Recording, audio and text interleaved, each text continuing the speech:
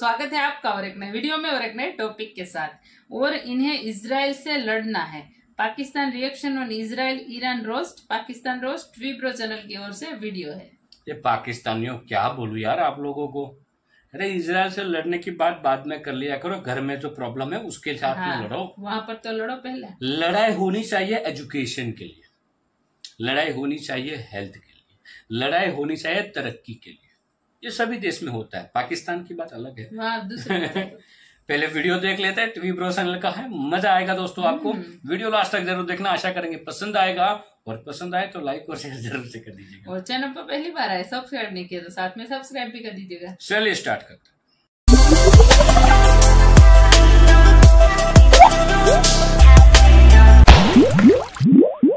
इसराइलियों तुम्हारे पास पूरा वक्त है, जो भाग सकता है इसराइल छोड़ के भाग जाए। अब पॉलिसी ये है हमारी, तुम एक हमला करोगे हम उसके जवाब में 10 करेंगे। और के हमला करेंगे कैसे?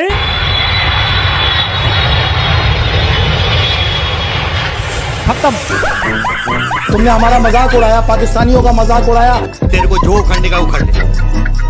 भाई लोग, ईरान ने इजराइल पर हमला क्या किया? और के साथ में आसमान में ही उड़ने लगे, बंदे ऐसे लंबी लंबी डींगे हाँकने लगे मानो इजराइल पर हमला ईरान ने नहीं पाकिस्तान ने किया हो। हमारी एटमी ताकत इन सारे मुल्कों पर, अमेरिका पे, इंडिया पे, सारे इसराइल पर इंशाल्लाह बारी होगी। हम गज़वा हिंद करेंगे, हम इसराइल के खिलाफ लड़ेंगे। ये इसराइली हैं, ये हम लोगों से डरते हैं। पर्सनालिटी के हिसाब से कुछ ज्यादा नहीं बोल रहा। साला जिन बंदों से युगांडा जैसा देश न डरे, उनसे इजराइल डरता है। अबे साले। और सबसे पहले पोर्गियो, तुम एक बात बताओ, जो कुछ किया ईरान ने किया, तुम क्यों अपने मुल्क की तारीफ में फटे जा रहे हो? पाकिस्तान ने दुआएं की हैं, लोगों ने दुआएं की हैं, तो उनको तफीक मिली है ईरान को कि वो करे, वरना ईरान के पास इतनी हिम्मत कहाँ आती। मतलब बंदों को खुद तो कुछ करना धरना नहीं, और हिम्मत करके ईरान ने कुछ किया तो बंदे उसका भी क्रेडिट खा गए। बड़े सियाने, बड़े सियाने। और भाई इन बंदों की बकचोदी, ईरान के इजराइल हमले से फलस्तीन का कुछ लेना देना भी नहीं था, फिर भी पोर्की थे कि आलम इस्लाम में से किसी ने तो मजलूम फलस्तीनियों का बदला ले लिया। सच्ची? A few moments later. ये गजा का बदला बिल्कुल नहीं है। 1 अप्रैल को आपको याद होगा कि इसराइल ने जो ईरानी सफारत खाने पर फजाई हमला किया था दमिश्क में, उसका बदला लिया।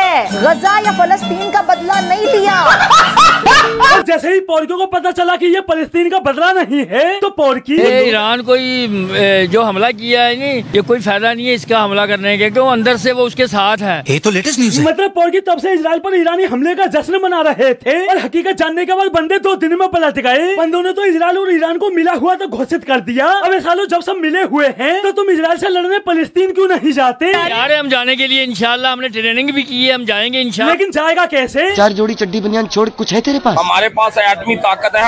अब तो सच बोल दे के। एटॉमिक बम जो है ना, वो हमारी ताकत है, और हम अब इस वक्त खुद एक एटॉमिक बम बन चुके हैं। अरे बाप रे। जिस तरह की हमारी हालात हो चुकी है ना, हम कभी भी किसी जगह भी फट सकते हैं।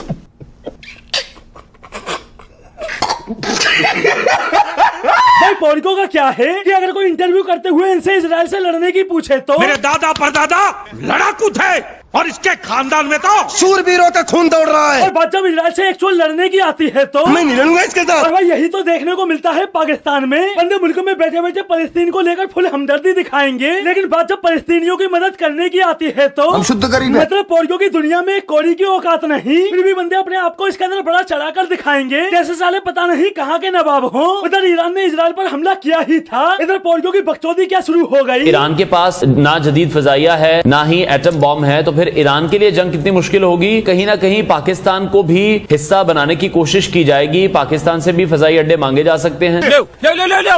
हाँ, जैसे पाकिस्तान तो दुनिया की सबसे बड़ी सुपर पावर हो, तो ईरान पाकिस्तान से मदद मांगेगा। क्या रे भिख मंगिया? अरे तुम्हारी बहन का पोर्की मारूं, खुद पाकिस्तान में ईरानी इन्वेस्टमेंट के लिए उनके आगे तुम हिलाते फिर रहे हो, और तुम ईरान को मदद दोगे, जबकि कुछ दिनों पहले ईरान ने पोर्कियों को घर में घुस के मारा था। ईरान का रात के अंधेरे में पाकिस्तान पर हमला। मतलब कल तक पोर्की पाकिस्तान पर ईरानी हमले का मातम मना रहे थे, और वही पोर्की ईरान को अपना बाप बनाने में लगे हुए हैं। और क्यों? क्योंकि उसने इजराइल पर हमला जो कर दिया, बंदे ईरान की तारीफ करते नहीं थक रहे। वो जो डोम है उनका, वो एक टियर है उनके डिफेंस सिस्टम का। There are 5 tiers of Israeli defence system, जिसपे अमेरिका भी इतराता है, जिसके ऊपर खुद इजराइल बहुत इतराता था। यस। लेकिन उसको तो जमीन बोस कर दिया ना उन्होंने, उनके दिफाई निजाम की तो कब्र खुद गई है। My God. अबे इजरायली डिफेंस सिस्टम का फैसला तू लोगों पे छोड़ दे, तू बस ये बता ये क्या है।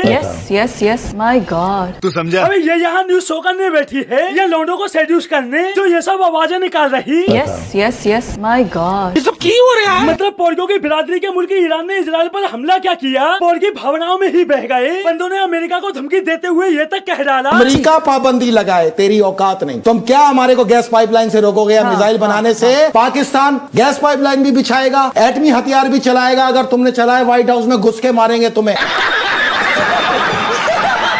ये अमेरिका को व्हाइट हाउस में घुस के मारेंगे जो साले खुद अमेरिका से मिली भीख पर पल रहे हैं। वल्लू बता बता बता बता इसे बता। हमें पैसे मिलने की उम्मीद कहाँ से है? IMF से। IMF किसके तहत चलता है? अमेरिका के तहत चलता है। तो अगर अमेरिका नहीं चाहेगा कि हमें IMF पैसे दे, या हम अगर अमेरिका की नाराजगी मोल लेंगे तो IMF will pull its hands. और रही बात ईरान पाकिस्तान गैस पाइपलाइन की, तो उसकी हकीकत जरदारी साहब जब पहले सदर थे तो पाकिस्तान का ईरान से पाइपलाइन का एक एग्रीमेंट हुआ था, और पाकिस्तान तो पता है कि हम बढ़के लगाने वाले लोग हैं, वायदे तो हम पूरे करते नहीं है। तो ईरान ने हल्की सी धमकी दी हुई है कि जनाब 18 बिलियन US$ का हर्जाना करवाएंगे आपको इंटरनेशनल कोर्ट्स में जाके। तो पाकिस्तान के लिए इसराइल ईरान की जंग से बड़ी जंग ये है।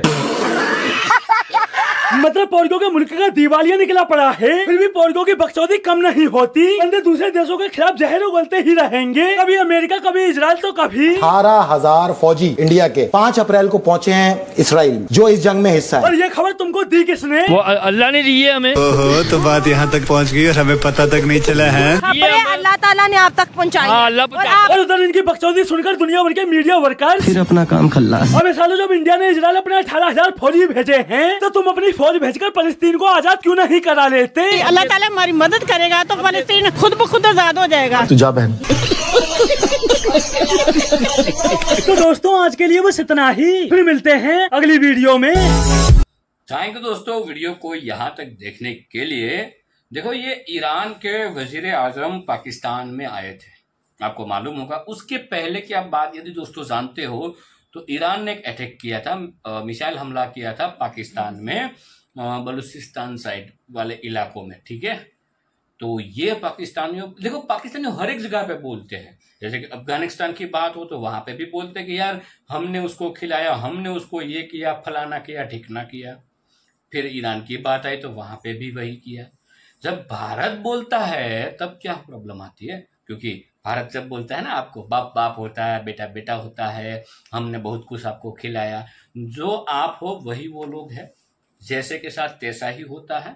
ईरान आपसे मेरे एरिया के वाइज तो नहीं पता, लेकिन आबादी के तौर पे बहुत कम मात्रा है। हाँ। करीबन ऐसा समझ लो 11 के 15 लाख की आबादी है वहां पे, अप्रोक्सीमेट ऐसा ही कुछ है। और आपके पास 25 करोड़ की आबादी है, फिर भी आप भीख मांग रहे हो। ईरान भीख नहीं मांगता। हाँ।